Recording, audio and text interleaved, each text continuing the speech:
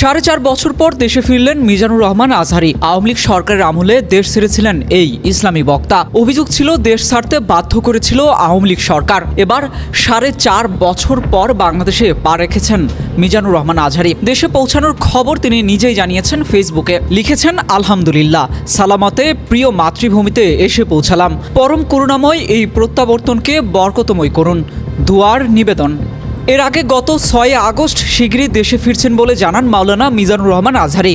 নিজের verified Facebook পেজে এক ভিডিও বার্তায় তিনি বলেন, অনেকে আমাকে মেসেজ করে ও ব্যক্তিগতভাবে ফোন করে জানতে চেয়েছেন আমি কবে দেশে ফিরব। আমি তাদের বলতে চাই আমি দ্রুতই দেশে ফিরব। আপনাদের সঙ্গে দেখা করার অপেক্ষাতে রয়েছি আমি নিজেও। শিগগিরই সাম্য, মানবিকতার মুক্ত, স্বাধীন বাংলাদেশে আমি আপনাদের সঙ্গে সাক্ষাৎ করতে চাই। আর সেই মাতৃভূমির টানেই 2 অক্টোবর বাংলাদেশে এসে পৌঁছেছেন মাওলানা মিজানুর রহমান আজহারী।